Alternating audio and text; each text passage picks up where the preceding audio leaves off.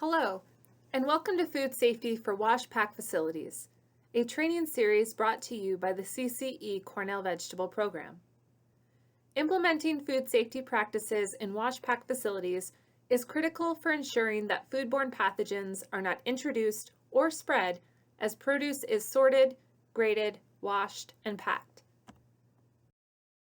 This is Caitlin Tucker, Program Assistant for the Cornell Vegetable Program. Throughout this series, I will walk you through principles of food safety, the ideal wash pack facility layout, post-harvest water management, cleaning and sanitizing, and tips for cleaning larger washing equipment. Because food safety is a company-wide responsibility, we invite all farm employees to participate in this training. Here are some highlights from Part 3, Post-Harvest Water Management. Water quality is critical for preventing the introduction or spread of pathogens. Surface water should never be used to wash produce. Sanitizers can be used to kill pathogens in wash water and prevent contamination. It is very important that water temperature, pH, turbidity, and sanitizer levels be regularly monitored to ensure sanitizer effectiveness. All of the above variables can help to determine when to change water. There is no one right way to wash produce. Consider water quality, type of produce being washed, how dirty produce is, sanitizers being used, etc. Let's begin Part 4, Cleaning and Sanitizing. Objectives for Part 4 include: highlight why cleaning and sanitizing equipment, tools, food contact surfaces, and facilities is important. Review the difference between cleaning and sanitizing. Describe the steps of wet cleaning and dry cleaning. Outline important features of detergents and sanitizers, and provide suggestions for cleaning bins, tools, tables, workspaces, floors, and walls. We know that workers, animals, buildings, equipment, and produce can introduce contamination in the facility. Our goal with cleaning and sanitizing is to keep foodborne pathogens from establishing. If you recall from Part 1, Principles of Food Safety, foodborne pathogens like bacteria can multiply rapidly under the right conditions.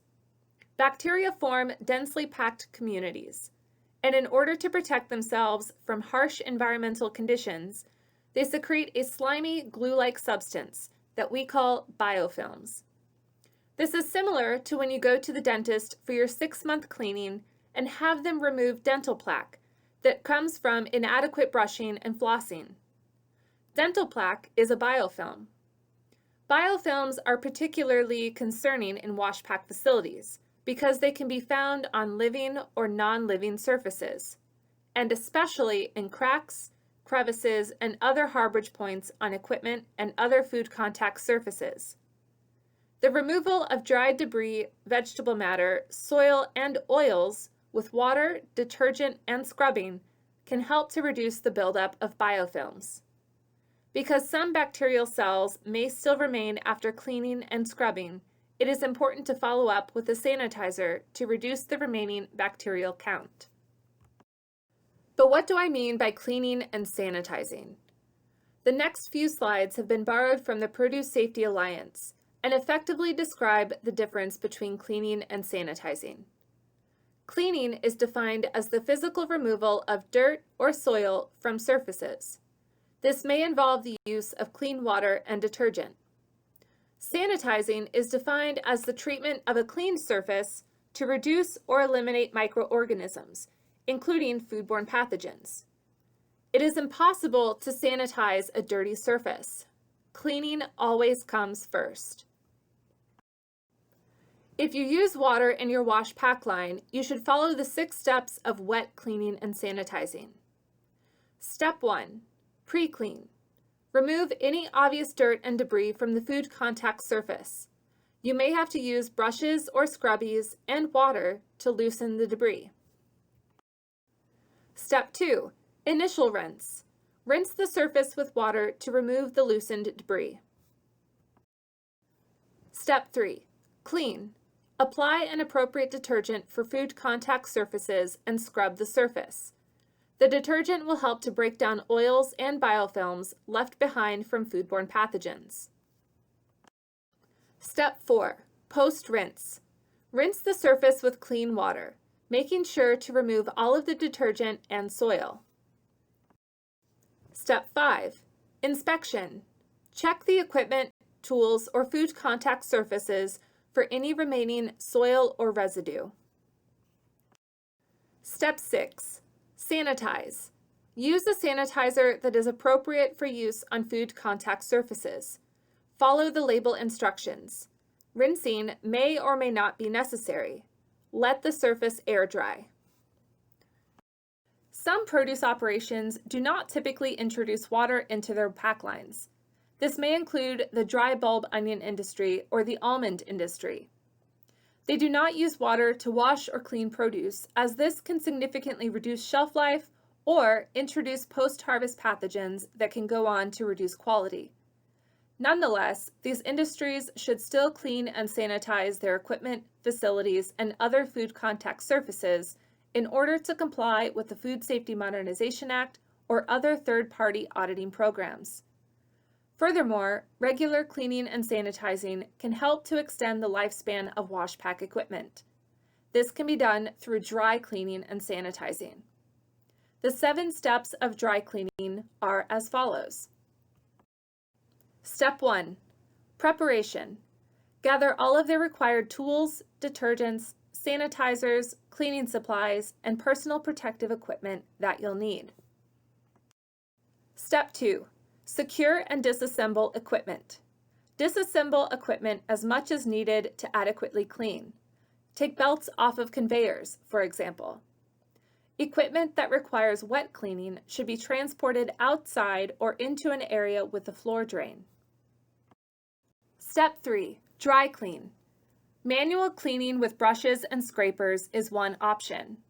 Or you could vacuum clean with HEPA air filtration, compressed air, pelletized carbon dioxide or CO2 blasting, sodium bicarbonate blasting, or dry or low moisture steam. If isolated wet cleaning is required for some equipment, verify that the parts are completely dry before reassembling. Cleaning should always be done from top to bottom. Step 4. Detail clean. Specifically focus in on the harder to reach spaces on equipment, including chains, conveyor belts, rollers, axles, brush sets, destoners, etc. These areas may take more time to clean. You may need to use flashlights, mirrors, or extendable brushes, and so on to adequately reach these areas. Step 5. Post-inspection and re-clean. Verify that all of the soil, dust, and debris has been removed, and re-clean areas if needed. Step 6. Inspect equipment one last time. Step 7. Use an appropriate sanitizer for equipment type. As a reminder, always follow label instructions. And finally, here are some additional tools that may be helpful in either dry or wet cleaning situations. I won't list all of them, but will say that ladders or extendable tools can help you to reach hard-to-reach spaces. Mirrors, flashlights, or LED drop lights can provide sufficient lighting so that you can tell whether you've adequately cleaned equipment. Color-coded tools are helpful in separating out tools that should be used for cleaning and sanitizing equipment versus those that should be used on floors, versus bathrooms, versus trash cans, etc. And finally, personal protective equipment, which may include aprons, goggles, respirators, or dust masks, are always important to have on hand to ensure the safety of your employees. Here are some things to consider when choosing detergents. As a reminder, detergents are used to soften up dried crud, vegetable oils, and biofilms. You should always check the label to verify that they can be used on food contact surfaces. Hard water can affect cleaning action. Hardness in water is caused by the presence of calcium, magnesium, and occasionally iron and manganese. These minerals can react with soap to form soap film or scum, resulting in the soap being much harder to rinse away. If possible, find detergents that are low suds. This will help speed up the rinsing step. And finally, if you are a certified organic operation, according to USDA guidance on detergents, the cleaning agent itself is not required to be organic. Any cleaner or detergent may be used, provided that the cleaning agent is disclosed in the handler's organic system plan and also meets the Food and Drug Administration's requirements. Some things to consider when choosing sanitizers. As a reminder, you cannot sanitize a dirty surface. Cleaning must always come first. Verify that the sanitizer can be used on food contact surfaces, and always follow label directions for concentration and application. Dedicated pumps or backpack sprayers may be used for applying the sanitizer to food contact surfaces and equipment. A spray wand with an adjustable nozzle can be used for getting into tight spaces inside the equipment. For certified organic operations, guidance states that sanitizers merit more scrutiny. Sanitizer residues are not allowed in contact with organic food. The following active ingredients are allowed: hydrogen peroxide, ozone, para-acetic acid, phosphoric acid, potassium hydroxide, sodium hydroxide. Chlorine materials may also be used, provided that the manufacturer's instructions are followed with regards to the concentration. There is no requirement that you have to follow the chlorine sanitizer with a water rinse. Other active sanitizing agents can also be used, provided steps are taken to prevent contact with organic food products. This may include acetic acid, ethyl alcohol, isopropyl alcohol, vinegar, or quaternary ammonia, to name a few. Now let's review some tips for cleaning common tools and surfaces throughout the wash pack facility. For starters, which items should be cleaned? Items that should be regularly cleaned and sanitized include harvest bins, especially if they have sat on the ground, wash tubs, sinks, tanks, and green spinners, harvesting tools and equipment, cull bins or trash cans, shelving for storage of packing materials and labels, pallets and pallet jacks, cold storage units, trucks, wagons, or other vehicles, as well as any other surface that food comes into contact with. As you begin to think about cleaning and sanitizing, I'd encourage you to strongly consider using standard operating procedures, or SOPs. Think of SOPs as a recipe card that have simple step-by-step instructions. These should be written with enough detail so that anyone can follow instructions and complete the task. It's a good idea to keep SOPs in easy-to-access areas. This might mean having a binder in the wash pack facility with all wash pack facility-related SOPs, or laminating SOPs and placing next to washing tables, hand washing stations, packing tables, etc. Keep in mind, though, that whenever you change your practices, whether that means using a different sanitizer or new equipment, you need to take the time and revise your SOPs. You'll want to make sure you have the following items on hand: personal protective equipment, including gloves, aprons, goggles, or face masks, assorted brushes and scrubbies of various sizes or shapes, a power washer that could be used to remove stuck-on vegetable matter or soil, floor squeegees to direct the flow of water to the facility's drain, larger barrel fans or small clip-on fans to aid in drying equipment, and finally, consider using color-coded cleaning tools. For example, red tools are used for cleaning cull bins, blue tools are used for cleaning harvest bins, green tools are used for cleaning floors. Distinguishing which tools are used for which purposes can go a long way in reducing cross-contamination. But be mindful, if workers are colorblind, then color coding needs to be altered to fit the circumstance. Perhaps you can use letter codes. I mentioned that power washers can be useful for tackling stuck-on dirt, vegetable matter, and debris. Here are a few additional things you should know. Power washers should only be used outdoors and not inside the wash pack facility. If used inside the building, there is a risk that the water will spray a fine mist of contaminants throughout the facility. Electric power washers are good for smaller, light-duty jobs. They should have a pressure between 1,200 and 1,400 psi pounds per square inch. Make sure you plug the power washer into a GFCI outlet. Try using different angled nozzles for different jobs. Most power washers require 1 to 1.5 gallons per minute for the electric power washer to fill and work properly. And finally, remember to wear personal protective equipment. This may include eyewear, gloves, and earplugs. When cleaning harvest bins, start with a thorough cleaning with detergent and water. Scrub the inside and out using brushes and pails dedicated to the task. Rinse off with water and spray down with a sanitizer. You should know that if bins are kept relatively clean, a quick daily rinse may be adequate. Tools that should be cleaned include harvest tools, such as knives, shears, or gloves, wagons, carts, or trailers.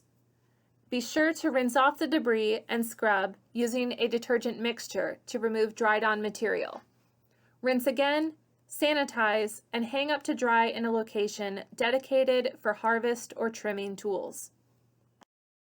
For produce operations that use field harvesters, if this harvesting equipment comes into contact with produce, it should also be regularly cleaned, especially if the harvesting equipment is left in the field until it is used again. This equipment may require more detailed cleaning and should be prioritized in the off-season.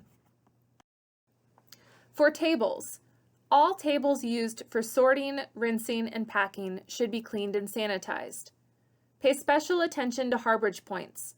This may include joints, welds, underneath the equipment, and any and all tiny cracks or crevices. Use a detergent with water to remove dried-on crud. Rinse with water, sanitize, and then dry. It is best to clean tables at the end of each day to avoid debris drying on. To aid in cleaning and sanitizing, consider purchasing or modifying tables with locking wheels so that they can move to sweep and clean the floor underneath. Sinks for washing produce also need to be cleaned after use to reduce debris accumulating and drying in place. Look for harborage points behind faucets, curled lips or edges, drains, or leg connections. Clean with a detergent and water using a scrubber sponge and/or brushes. Rinse, then sanitize daily. Clean sink sides and sweep the floor. Be sure drains are working properly.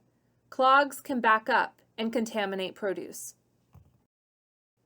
For tanks, basins, or other containers, keep hoses off of the ground to reduce the chance of contamination or cross-contamination. Inspect drains if present. Be aware of harborage points. Clean daily after use with water and use detergent if needed. Scrub out soil and any debris that can dry on. Clean outer surfaces. Rinse with water, then sanitize and dry off.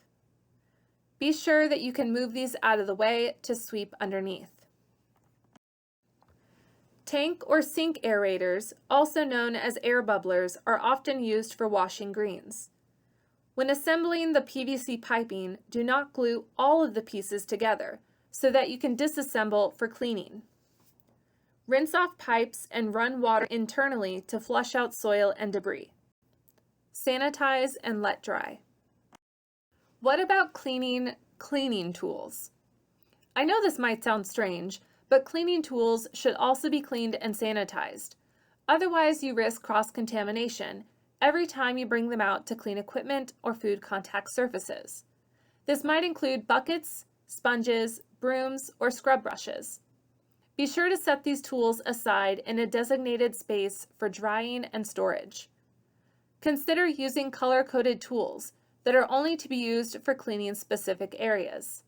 For example, blue tools are used for food contact surfaces, yellow for floors and walls, and red for outdoor cleaning. Walls and ceilings should also be cleaned. To facilitate this, avoid bare wood for walls and ceilings. it is impossible to sanitize. Instead, opt for washable walls that are smooth and cleanable. One option would be water-resistant paneling or fiberglass reinforced panels. Wash from top to bottom. Check that vents and fans are free of debris to allow for circulation and prevent condensation. Do not use power washers or high-pressured water to clean walls or ceilings. Floors should be cleaned next to last. If the floor is dry, sweep up debris and soil with a broom and dispose of in the trash can. Hose down the floor if needed to remove anything that is stuck on. Floor and deck brushes can aid in removing stuck-on debris. Floor squeegees can help to direct the flow of water towards the drain. A well-planned facility will have a dirty side and a clean side. Soil and debris will primarily be on the dirty side of the facility, allowing cleanup to be much easier on the clean side. Cleaning drains. Make sure your facility has a sufficient number of drains to allow for quick drainage.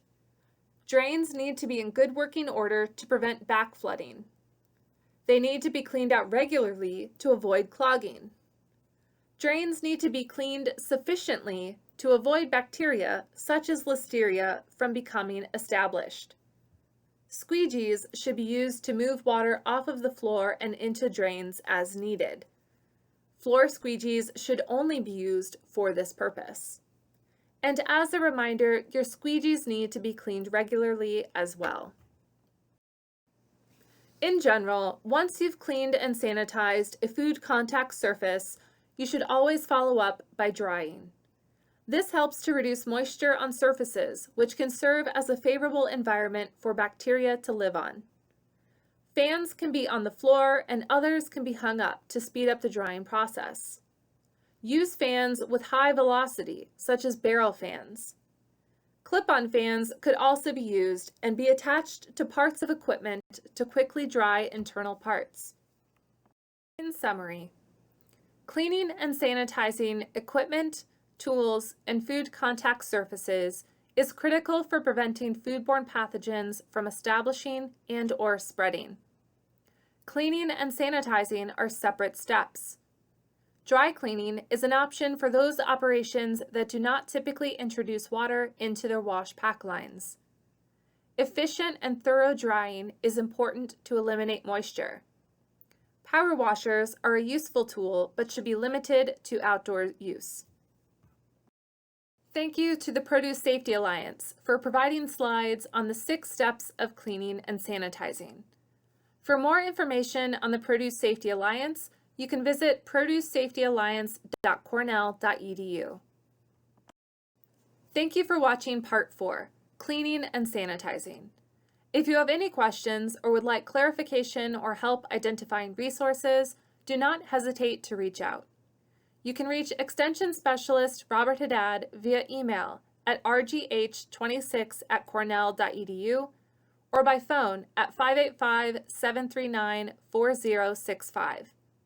You can reach Extension Assistant Caitlin Tucker at cv275@cornell.edu or by phone at 573-544-4783. If you would like to learn more about the Cornell Vegetable Program, visit cvp.cce.cornell.edu. Up next, Part 5, Cleaning Larger Wash Pack Equipment.